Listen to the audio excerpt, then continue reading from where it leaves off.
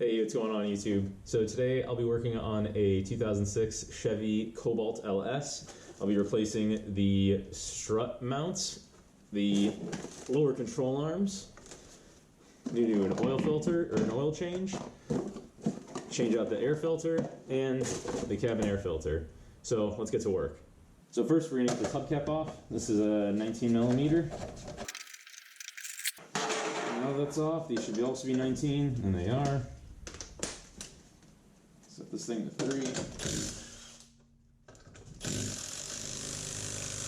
Whoa! This is how the job's gonna go, huh? Son of a gun. Sure.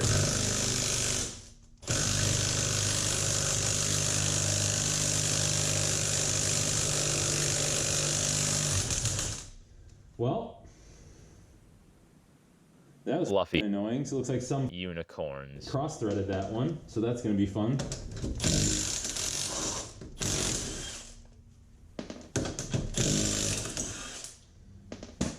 We'll go ahead and chase the threads on that one, and then grab a new lug nut tomorrow.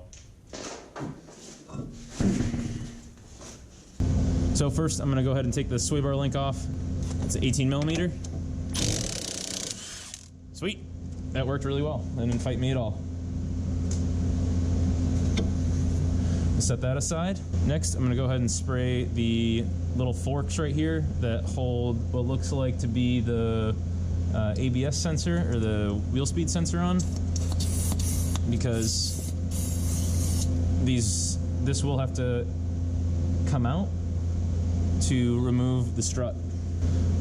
Next, go ahead and just slop these out. Usually like to get my pliers, one face of the pliers on something solid and the other side on the rubber part. Slips right out like that. Let's see if the other one just comes out without having to use the pliers, and it does. Good. The spray really helps with getting those loose. And then I'm also, just because I want it to get out of my way even more, just pinch these two tabs. Hope they don't break on me.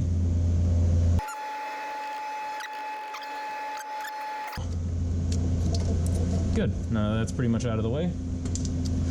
Also going to go ahead and unplug it. So these two nuts are 18 mil. Let's go ahead and zip these off.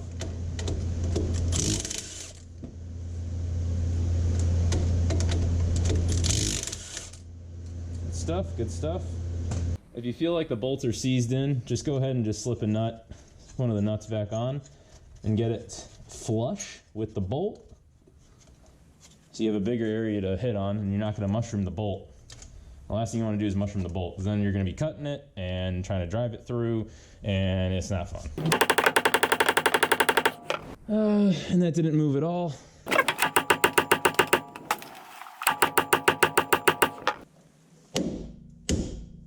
That's good. That went through. The bottom one's being a bitch.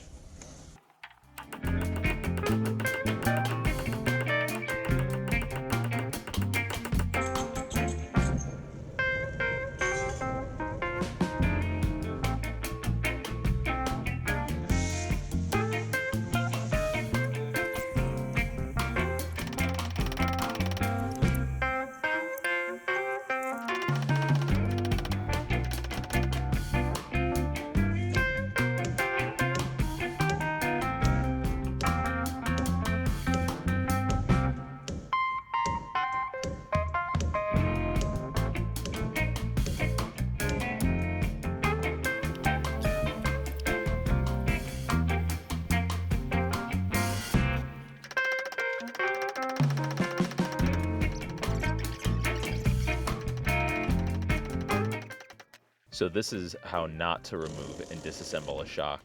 I was very hangry and tired and just went hog wild with my impact.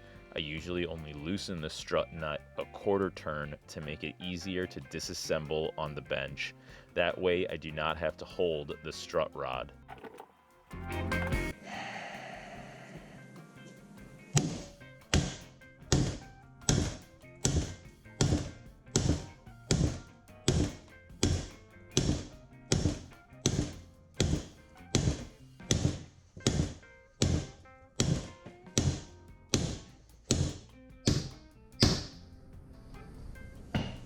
It's moving. Oops.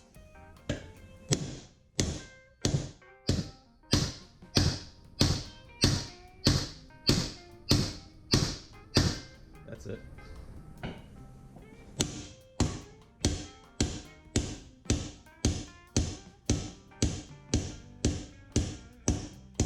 She's coming now. Those are love taps.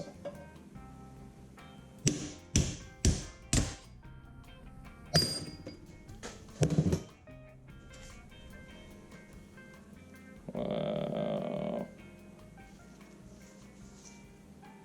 When reassembling the shock, you should always plunge the strut rod. It should rebound easily. If it does not, then replace the strut.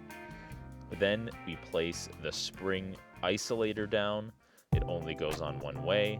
Then we compress the spring and place the spring into the perch and make sure that the end of the spring sits in its notch. Lastly, we place the top spring isolator on, then the strut bearing, the spacer, and lastly, the strut mount.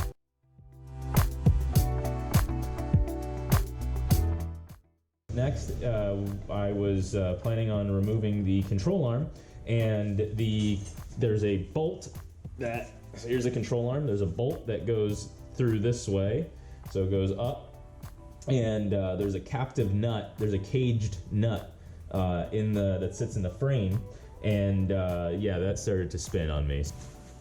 This guy, behind this, is where the captive nut is held. So the only access, this isn't completely boxed in, the only access I have is behind here. So yeah, I have to try to get this bolt out.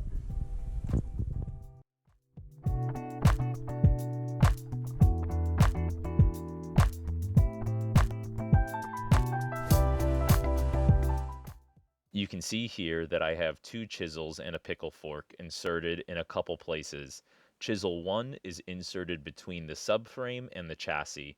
Chisel 2 is inserted within the subframe pocket, but on the top side of the control arm. The pickle fork is inserted within the subframe pocket, but on the bottom side of the control arm. You will see that I had to constantly drive the chisels in and pry on them while I was using my impact to spin the bolt out, because as I loosened the bolt, the tension that I created would relieve itself. Lastly, here's just a picture of the control arm with no captions.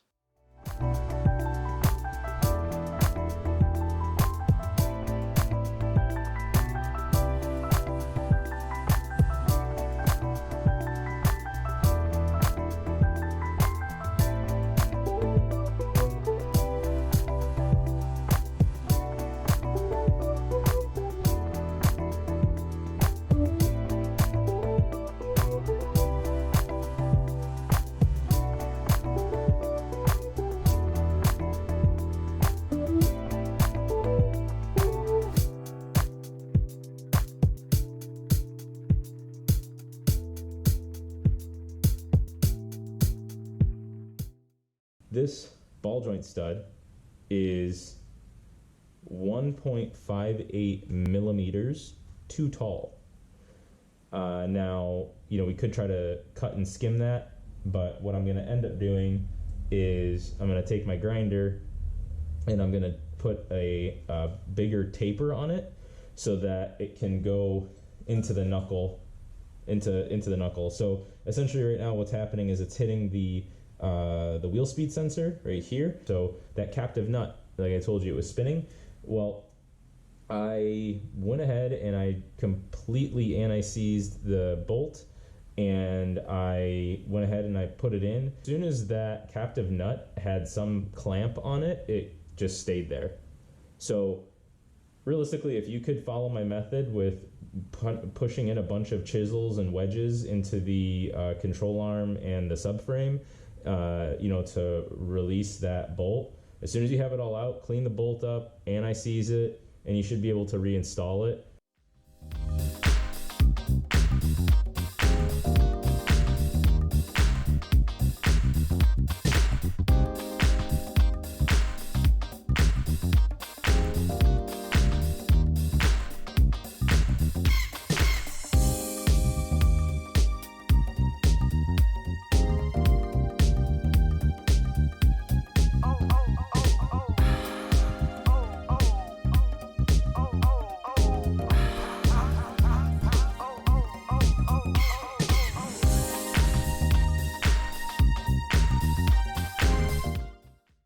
So that's it.